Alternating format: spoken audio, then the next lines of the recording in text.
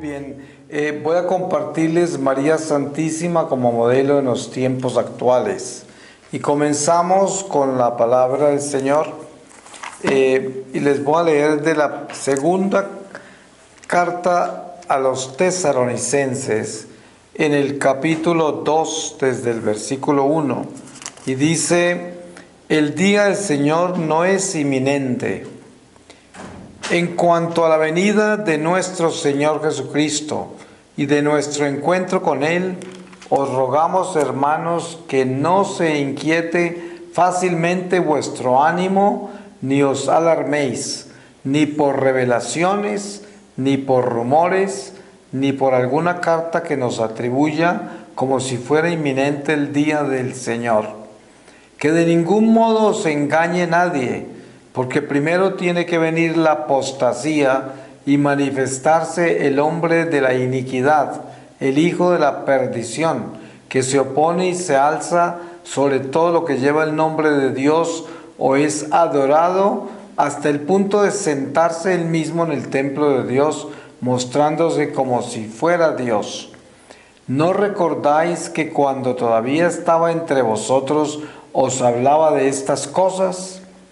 Pero ahora ya sabéis qué es lo que impide su manifestación, que sucederá en su momento, porque ya está actuando el misterio de la iniquidad. Solo falta que sea apartado el que hasta ahora lo retiene. Entonces aparecerá el inicuo, a quien el Señor exterminará con el soplo de su boca y destruirá con su venida majestuosa.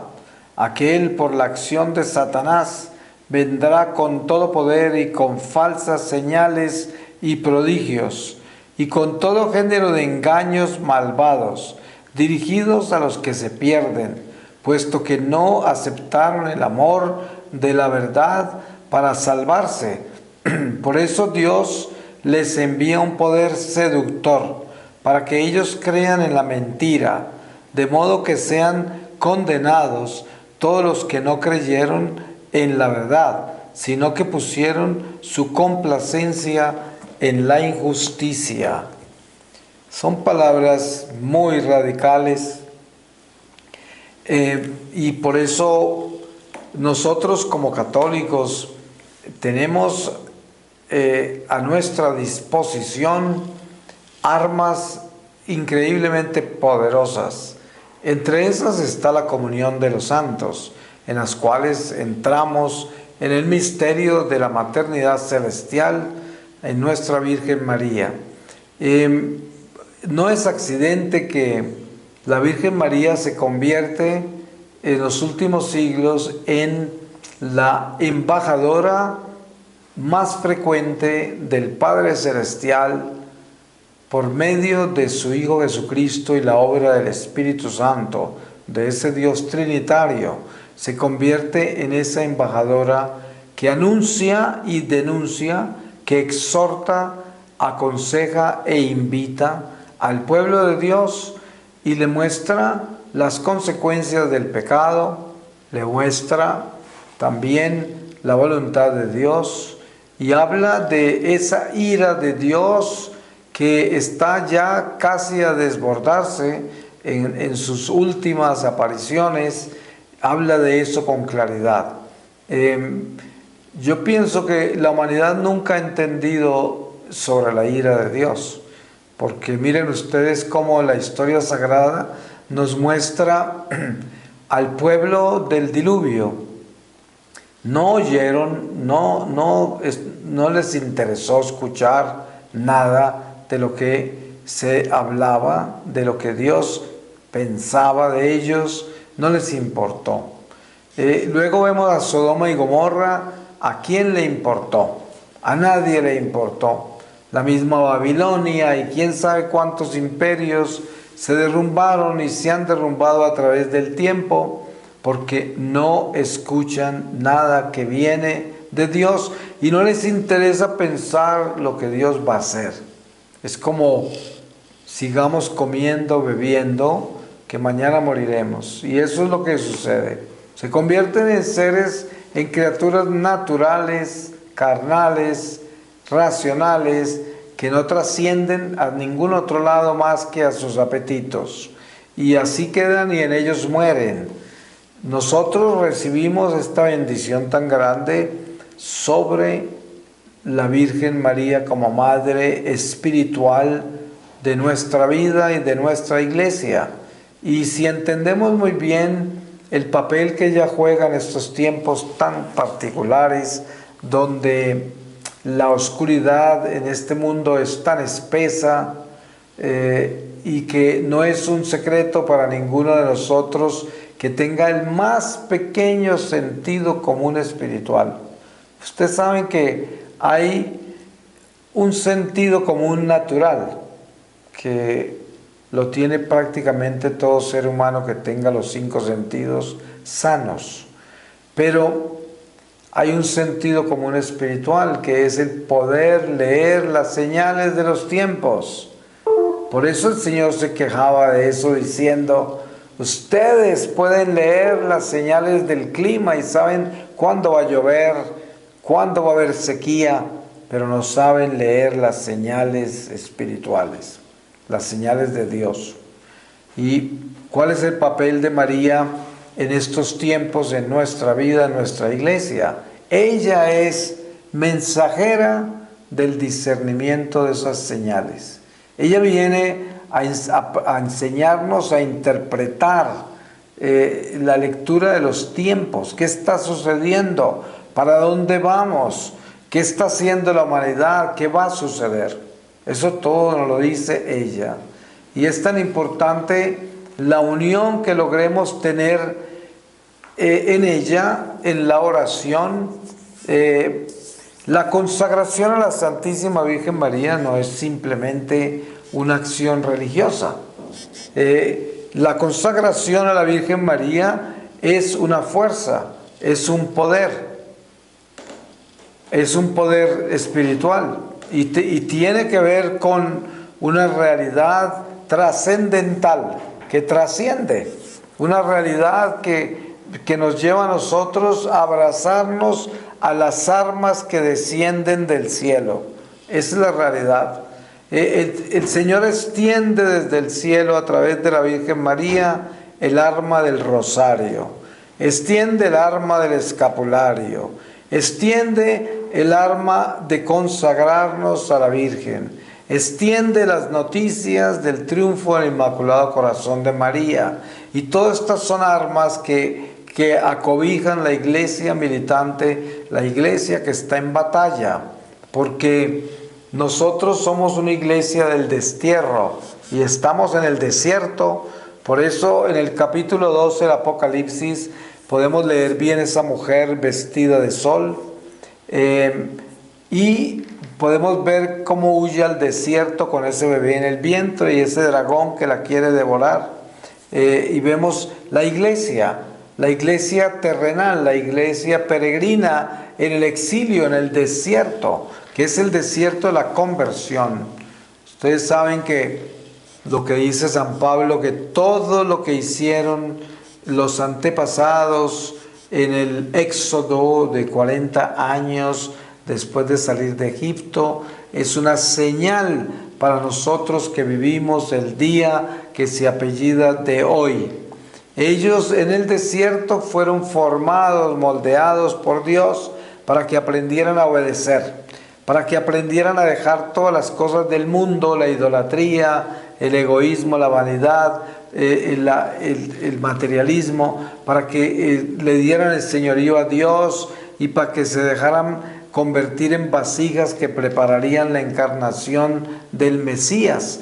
Y todo esto es una enseñanza para nosotros de cómo Dios hace las cosas, porque nosotros ahora somos la nueva alianza, el nuevo pueblo de Dios, y también nos está moldeando con este destierro, con este desierto de nuestra conversión.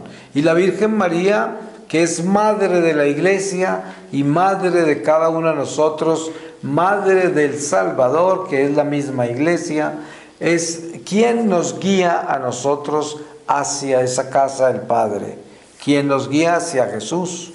Y es importante tenerla como modelo de estos tiempos, entendiendo de que ella solo nos pide ser obedientes a Jesús y hacer lo que Él nos diga. Eso es lo que ella dice. Mire, en las bodas de Caná, esa es la única instrucción que ella da. Hagan lo que Él les diga. ¿Y qué es lo que nos está diciendo Jesús a nosotros? Pues está muy claro, muy específico en el Evangelio. Ahí eso es lo que Jesús nos dice. Y encima de todo, todos los apóstoles en sus cartas desmenuzan ese mismo Evangelio, porque no hablan nada diferente a lo que ya reveló Jesús.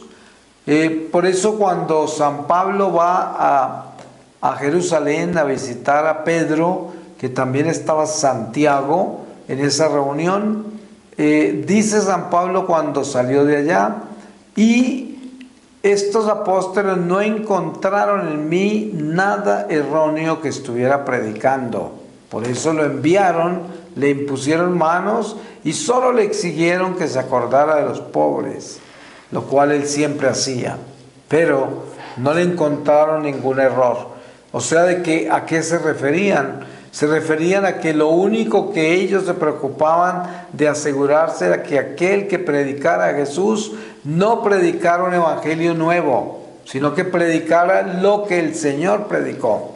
Y eso es lo que los apóstoles hicieron. Ellos se ocuparon de hacer eso. Des en cuenta que hoy en nuestra iglesia, como lo hablábamos ayer también, encontramos un evangelio nuevo en muchos sacerdotes, en muchos religiosos y laicos, teólogos muy inteligentes, totalmente contaminados y pervertidos por teologías corruptas, y tienen un evangelio nuevo. En muchos casos es el evangelio de la prosperidad, o el evangelio sin dolor ni sufrimiento, sin infierno y sin demonio. El evangelio donde no hay diluvio, ni Sodoma y Gomorra, ni hay Jonás, ni ballena. Todo eso es parte del demonio. El demonio que siempre está corrompiendo todo, pervirtiendo todo.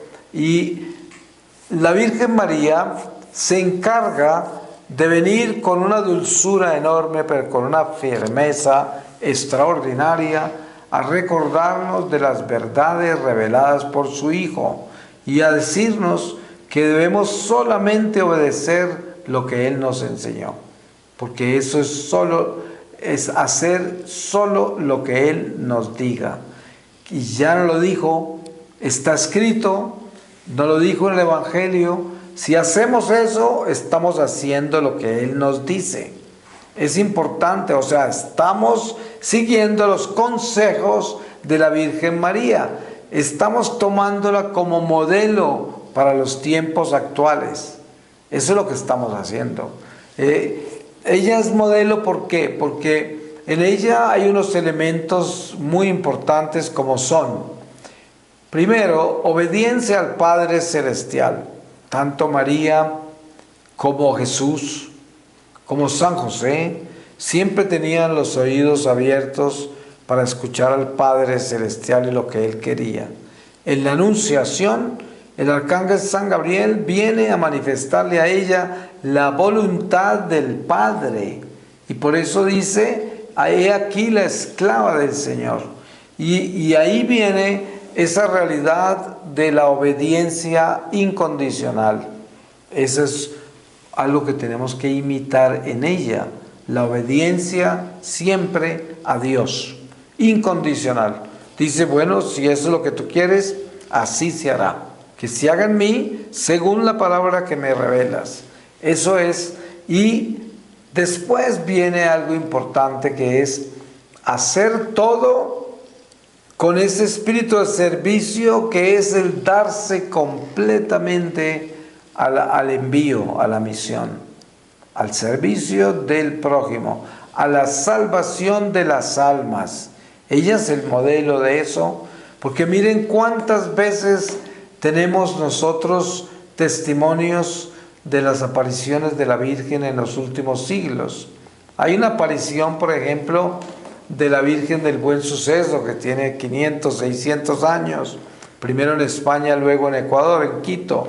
Y Y ahí vemos cómo la Virgen anuncia lo que sucedería en el siglo XX y XXI y algunas cosas que sucedieron en siglos anteriores, pero nos damos cuenta que también la Virgen viene como profeta y nos presenta el futuro a veces. En ese caso ella estaba hablando del futuro en esa aparición de Quito a Sor Mariana de Jesús Torres, la mística española, y lo mismo pasa en Nazaret. La Virgen en Nazaret también habla del futuro, y miren que todo eso se ha dado, lo que ella ha dicho.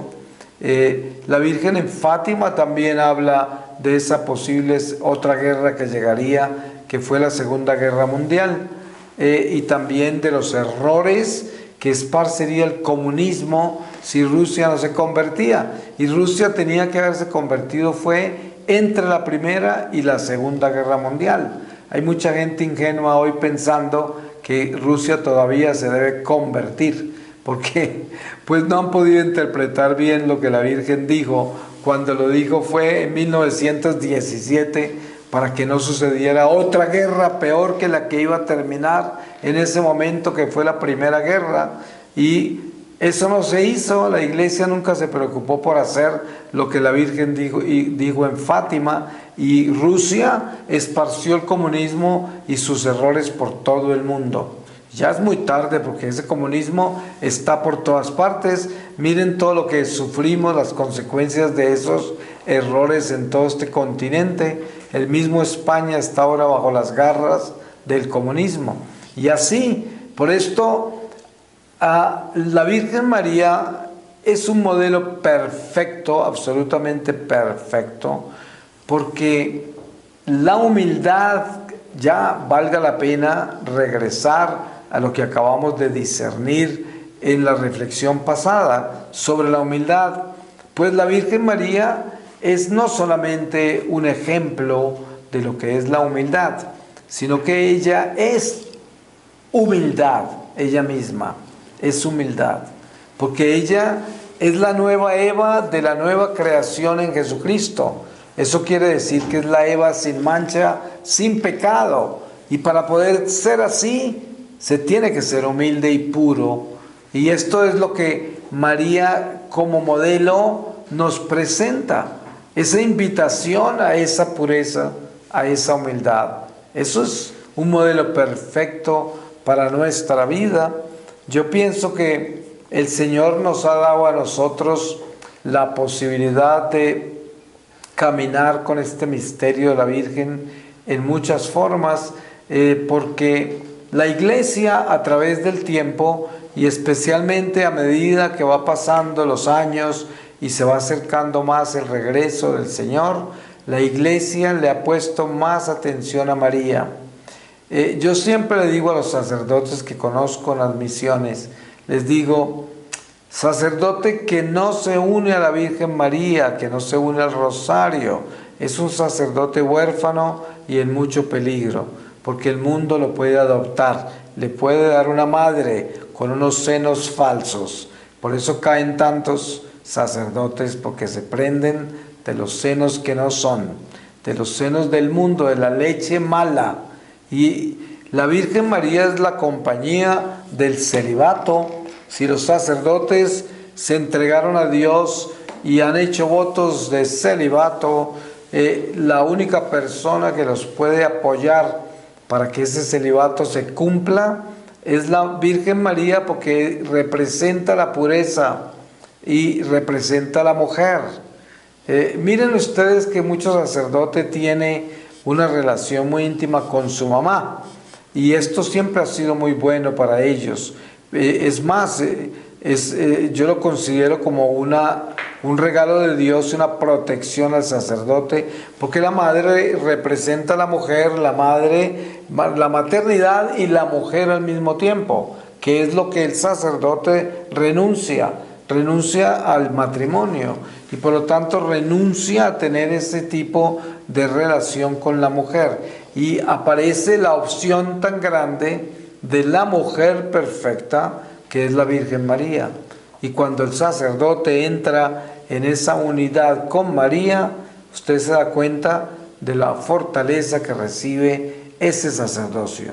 Lo puede usted observar en Juan 23, lo puede observar en San Juan Pablo II, lo puede observar en el Papa Francisco, la intimidad que tienen con la Virgen, cómo todo lo hacen con ella, cómo siempre están unidos a ella por medio del rosario y de las consagraciones que se hacen periódicamente como tradiciones marianas de la Iglesia. Todo esto es parte de una realidad espiritual que nos va llevando poco a poco a entender los misterios de nuestra fe. Ustedes saben que hay un cristianismo que es el de las sectas, que se produjo con toda esta revolución que hubo hace 500 años en la Iglesia, comenzando con Lutero y Calvino y Enrique VIII, y de ahí cientos y cientos y miles de divisiones entre ellos.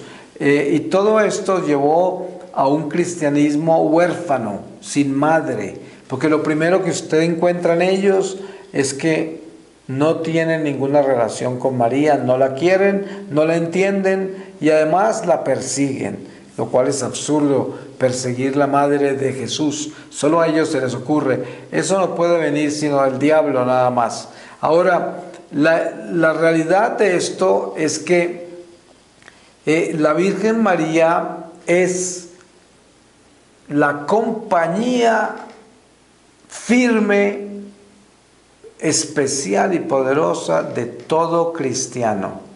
Porque un cristiano sin madre es un cristiano huérfano, tan sencillo como eso. Usted no tiene relación con la Virgen María como católico, usted es un católico huérfano. Tenga la seguridad de eso. No es un accidente que el Señor Jesús en la cruz, antes de morir, nos heredó a su madre por medio de Juan. Eso no fue simplemente algo que le dio por hacer ya cuando se iba a morir. No, todo lo de Dios está perfectamente ordenado. Así es, está perfectamente ordenado. Y esto es voluntad de Dios, que nosotros tengamos a María como madre.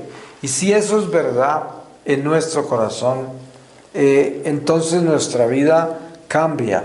Porque cuando nosotros nos abrimos al corazón inmaculado de María, recibimos la gracia de tener una maternidad celestial.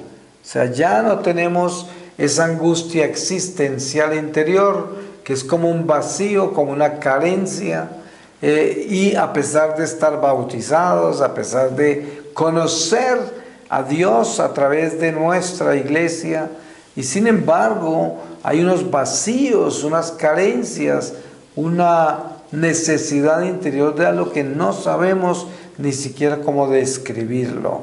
Y de repente, cuando nosotros entendemos la maravilla que es la Virgen María en nuestra vida, en nuestra fe católica, se comienza a sanar el interior de nuestro corazón, de todo nuestro ser, porque comienza a tener ese consuelo, ese cariño, ese amor maternal, esos senos virginales que alimentan nuestra alma y se fortalece en el amor de Dios, se fortalece en la obediencia a Dios, se fortalece en el sometimiento a la voluntad de Dios, se fortalece en la oración, porque ustedes se podrán imaginar el don tan maravilloso de la oración de María.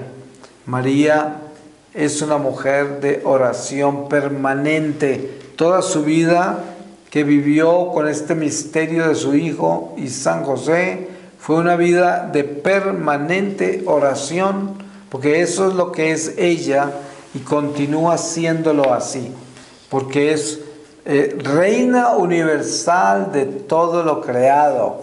Qué buen modelo, ¿no? Porque encontramos una mujer sencilla, humilde, judía, que tiene una misión que más grande que todas las misiones de la tierra, como es dar a luz al Mesías.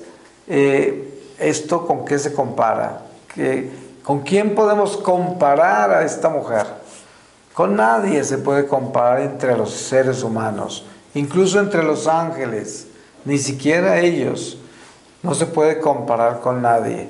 Por esta razón es reina universal de todo lo creado. Universal quiere decir que también es reina de los ángeles, reina de todos los santos, reina de todos nosotros que estamos todavía aquí en el destierro, reina de las almas de purgatorio. ¿Por qué? Porque esa es la persona que es María, simplemente esa es. Y por eso, si nosotros somos invitados a observar bien lo que es María en nuestra fe, tenga la seguridad que podemos encontrar en ella el modelo de persona a la cual necesitamos imitar. Obviamente que nosotros sabemos que siempre debemos imitar a Jesús, que Jesús es el camino, la verdad y la vida. Pero cuando leemos la historia de los santos, cuando entendemos lo que es la comunión de los santos, cuando miramos la historia sagrada y la invitación que la Iglesia nos hace para caminar con esta historia, imitando a los santos que ya llegaron al santuario del Señor, que ya triunfaron de este destierro, imitándolos a ellos por medio de observar lo que ellos han hecho para lograrlo. Pues esto es lo que Jesús nos invita a hacer, porque Él es el camino, y en ese camino están todos los santos, que esos aprendieron a caminar por ese camino. Por eso sus vidas, sus ejemplos nos sirven a nosotros. Y de esos santos, el más grande es María, porque María es el camino perfecto hacia Jesús, porque no solamente es su madre, pero también es su esclava, y al mismo tiempo es su servidora, y al mismo tiempo es su embajadora, y esto todo se convierte en una gracia que no tiene fin, que es demasiado poderosa y hermosa, sencilla, humilde, y si nosotros tenemos eso claro, nos damos cuenta que Dios nos ha dado una madre extraordinaria, y que ella no es omnipresente, pero ella siempre está presente en nuestras súplicas y oraciones. Ustedes saben que los santos no viven en el tiempo y el espacio, no están sujetos a eso. Por eso cuando usted ora y le pide la intercesión a María, ella inmediatamente está presente en esa oración, porque está en el eterno presente y no se necesita desplazar, sino que actúa inmediatamente en la oración. Ahora, cuando ella desciende del cielo, en las apariciones que tiene a los videntes que Dios escoge, se desplaza, pero esa es una acción muy diferente a la acción de la oración, es algo muy diferente. Sin embargo, miremos bien algo importante, y es que dentro de los tratados de Mariología de la Iglesia hay muchas cosas que podemos explorar en ellos para nosotros profundizar más en la relación con la Virgen María, porque la Virgen María para muchos católicos es el rosario, el escapulario y las consagraciones, y ahí termina, eso es María. Pero María es mucho más que un objeto religioso. María es mucho más que una imagen, una estampa, un rosario, un escapulario, una consagración de 33 días o del tiempo que ustedes cojan de acuerdo a la revelación o consejo de los santos a quienes ustedes seguirán para caminar con María. Pero el caso es que María es mucho más que todo eso. Todo eso es parte de lo que María ha hecho entre nosotros. Pero María también es madre, y no podemos olvidarnos de esa parte. No es solamente religión y sacramentales y tradiciones y consagraciones, es madre, y esa maternidad es vital en nuestra concepción de la fe, porque el ser humano, debido a su mortalidad, tiene una angustia existencial que no se acaba hasta la muerte. Pero en vida nosotros podemos encontrar sanación de nuestra ansiedad existencial, sanación de la muerte. Eso es, aunque tenemos que encontrárnosla y pasar por el umbral de la muerte hacia la vida eterna. Todos pasaremos por ahí. Sin embargo, la Virgen María nos enseña algo muy importante, que Dios es un Dios de vivos, porque para las sectas cristianas la Virgen está enterrada, se murió y no puede aparecer en ningún lado, porque ella no está en ninguna parte más que su tumba. Según ellos, Dios es un Dios de muertos también, ¿no? Según ellos, esa es la interpretación que le dan a las Escrituras. Quién sabe quién los inspiró a eso, pero la realidad es que nosotros vemos que la Virgen María actúa y aparece a través de los siglos. ¿Y cuántos la han visto? Ahora, en la transfiguración, Jesús aparece con Elías y Moisés. No están en la tumba durmiendo, esperando la segunda venida. Eso es mentiras. Están vivos y el Señor aparece hablando con ellos. Y por eso, al entender quién es María, entendemos que es una persona que está viva, que trascendió la muerte, que está en el cielo, que es una enviada de Dios cuantas veces Él quiere enviarla a nosotros, y siempre viene a avisarnos sobre lo que tenemos que cambiar, lo que tenemos que hacer, cómo obedecerle a Jesús, cómo caminar con Él. Todo eso es demasiado importante, que tenemos que lograr, ¿no? Capitalizar en eso. El Señor nos da a nosotros siempre la luz y la oportunidad para descubrir con más claridad ese manto de María.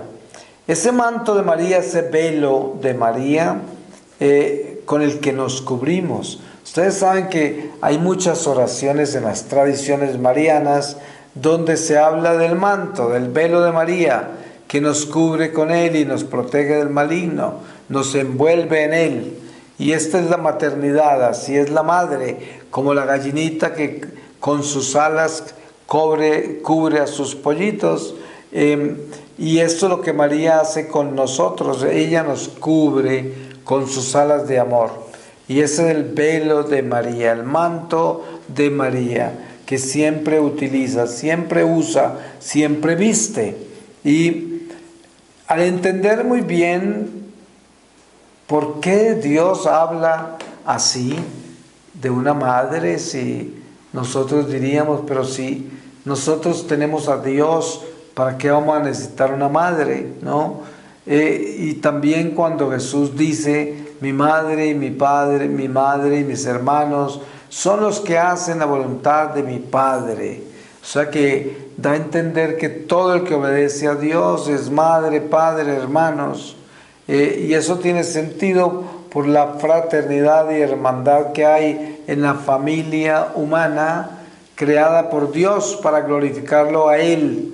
Y si hacemos eso, somos esos hijos de Dios y nos convertimos en padre, madre de nuestros propios hermanos, porque así es. Pero cuando hablamos de la maternidad celestial, hablamos de María, la Virgen María, y esto nos debe llevar a nosotros a algo muy importante, que es entender que María no es solamente una devoción ni una tradición, que María no es solamente, como lo dije antes, una consagración, una manifestación de sacramentales. María es perfecta compañía para llevarnos a Jesús. La escuela de María enseña particularmente cómo aprender a caminar con Jesús, hacia Jesús, en Jesús, durante este destierro, para que lleguemos a Jesús al final de esta vida. Y es lo que ella enseña. Ella enseña, porque ustedes lean todos los mensajes aprobados por la Iglesia sobre las apariciones marianas y verán los consejos que da la Virgen, qué es lo que debemos hacer, qué es lo que ella quiere que hagamos, cuál es la voluntad del Padre con el pueblo de Dios, qué es lo que nos dice. Y se darán cuenta, esos consejos siempre son ese don profético de construir la iglesia, el verdadero don profético, que es construir la iglesia. Nosotros vivimos con esta esperanza siempre viva de concebir en nuestro corazón la realidad espiritual de los dones que el Espíritu Santo nos ha dado, entre ellos María. Ustedes saben que también la presencia de San José ha sido muy importante en la iglesia y que en estos tiempos, de una forma particular, San José comienza a aparecer en una forma especial, porque son como los misterios que Dios tiene con la economía de la salvación y los ciclos que vamos viviendo. Y en esa forma podemos ver la importancia que hay de esa familia de Nazaret. Esa familia donde no hubo pecado, la familia perfecta por decirlo así, donde no hubo pecado, donde solo hubo amor, donde creció el Mesías, de donde se envió el Mesías al mundo. Todo esto es parte de este misterio que seguimos cuando observamos a María vivir todo ese misterio de su Hijo. Y cómo ella, entre más vive ese misterio de su Hijo, más grande una figura es ella, más importante para la iglesia, más sencilla y pequeña es, pero gigante para nuestro corazón, porque entendemos su amor, entendemos sus consejos, entendemos su caminar, entendemos todo lo que es ella y el sufrimiento, ella y el someterse a Dios, abandonarse en Dios, a pesar de todo el sufrimiento que le ha tocado vivir, a pesar de todo. Y el Señor nos enseña que si María se convierte en nuestro modelo, en nuestro ejemplo, entonces eso quiere decir que aprendimos a sufrir con amor, que aprendimos a no esperar lo que nosotros deseamos, sino lo que quiere Dios, que aprendimos a obedecer a la iglesia. ¿Cuánta gente no se revela a las instrucciones que dan los obispos y se ponen furiosos y hacen huelgas y critican y llenan las redes sociales quejándose de todo porque son inconformes, porque son rebeldes, porque siempre están protestando, se creen más santos que los santos, y todo esto es parte de un defecto humano que no nos lleva al cielo con toda seguridad. Y por eso, como modelo, debemos tomar lo que es perfecto y santo, lo que es puro, lo que es seguro de que está caminando derecho hacia donde debemos ir, que es hacia el Señor Jesús, caminar derecho hacia Él. Eso lo logramos a través de la maternidad, ¿no? Por eso, en todos los tratados que hay de la Mariología católica, hay algo muy peculiar que ocurre en todos los tratados y que es común en todas las enseñanzas de la Iglesia acerca de la Virgen, y es: la Virgen María es el ejemplo perfecto de la obediencia. Eso es. Y ahí debemos tener nuestros ojos muy fijos en la obediencia, porque este es el tiempo en que ya el espíritu de la apostasía comienza a aparecer. No sabemos cuánto durará ese espíritu de la apostasía activo en la tierra, pero una vez que se despierte en plenitud, vendrá la gran apostasía. Y la gran apostasía comienza con la desobediencia a la iglesia, donde se empiezan a formar núcleos de personas que no están de acuerdo con el Papa, que no están de acuerdo con su obispo, que no están de acuerdo con su párroco, y comienzan todas estas crisis porque son células que el diablo inspira para que se sientan más santas y mejores que las autoridades de la iglesia, y así comienza la apostasía.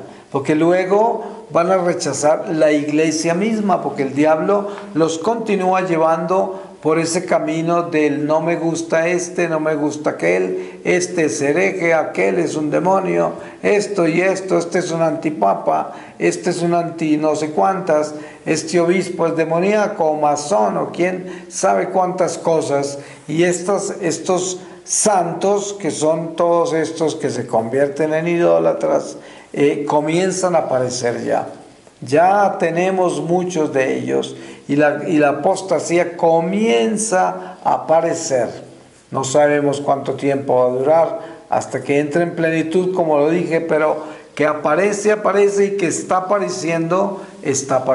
Y por eso es un tiempo vital, importante para nosotros aprender a obedecer como María obedece. Miren ustedes lo que le toca vivir a María, tan espantoso, las cosas que vivió.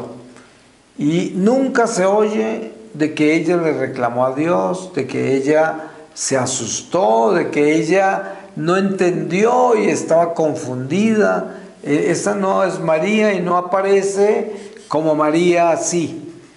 En María siempre hay esa lealtad, esa obediencia a Dios y ese caminar con así tenía que ser. Esa es la palabra que brota de su corazón en todas estas vicisitudes, en todo este drama de su hijo. Ella simplemente dice, me duele, es una espada que atraviesa mi corazón, pero así tenía que ser. Y eso lo continúa haciendo a través de toda la vida de su Hijo Jesús. Incluso después de que el Señor asciende al cielo, obviamente ella se convierte en la persona más importante de toda la iglesia primitiva, porque ella vivió unos años después de que su Hijo ascendió al cielo, y en esos años caminó con la iglesia, caminó con los apóstoles, con los primeros discípulos, y en todo ese caminar ella se convirtió en la madre de todos, porque era la imagen de Jesús entre ellos, la amaban, era su madre, y era la madre que les traía ese amor de Jesús en cada palabra, en cada abrazo, en cada sentimiento, en todo lo que hacía. Se podrán imaginar lo hermoso que es eso de estar viviendo en la iglesia primitiva y con la presencia de la Madre de Jesús.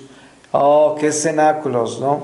Esto es lo que realmente nosotros debemos considerar para apreciar el valor que hay en cada uno de los miembros de nuestra iglesia, desde la iglesia primitiva, aún los judíos, aún el pasado antes de Cristo. Todo eso forma parte de nuestra fe. Por eso la iglesia nos enseña que somos judeo-cristianos, porque inclusive el mismo Jesús, María, José, todos los apóstoles, con excepción de algunos como San Lucas y otros que llegaron después, todos son judíos.